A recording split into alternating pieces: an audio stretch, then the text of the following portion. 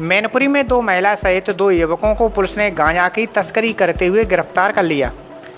बताया जा रहा है कि कुछ दिनों से नगर क्षेत्र में कुछ लोग गांजे की तस्करी कर रहे थे, जिसकी सूचना थाना पुलिस को दी गई थी। तब से थाना पुलिस की नज़र इन गांजा तस्करों पर थी। बीती रात कोतवाली पुलिस को गश्त के दौरान बड़ी सफलता हाथ लगी, जहां गांजा तस्करों को गिरफ्तार करके भारी मात्रा में गांजा भी बरामद कर लिया गया।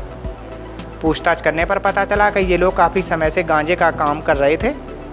सीओ सिटी अभय नारायण ने जानकारी देते हुए बताया कि कोतवाली पुलिस को सूचना मिली थी कि कुछ गांजा तस्कर गांजे की तस्करी नगर में कर रहे हैं, जिसके बाद पुलिस सक्रिय हुई और 2 महिलाओं सहित 2 युवकों को गांजा सहित गिरफ्तार कर लिया। यह पूरा मामला थाना कोतवाली क्षेत्र का है। गिरफ्तार किए गए लोगों को जेल भेज दिया गया है।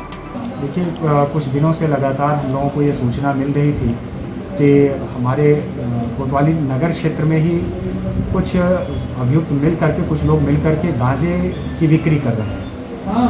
इस सूचना पर आज चूँकि मुखबिर के द्वारा ये सूचना मिली और इस तरह की बातों पर उच्चाधिकारी के गण के द्वारा स्पष्ट निर्देश दिया गया था कि बिल्कुल जीरो टॉलरेंस की नीति अपनाई जाएगी। उसी के क्रम में आज जब सूचना मिली कि एक जगह माल आया है जहां से ये सारे अभियुक्त एक साथ उस माल का बंटवारा करके अपने अपने घरों से ले जा करके या निर्धारित ठिकानों से ले जा करके बिक्री करने वाले हैं, इसी सूचना पर कोतवाली पुलिस फोर्स वहां पर पहुंची।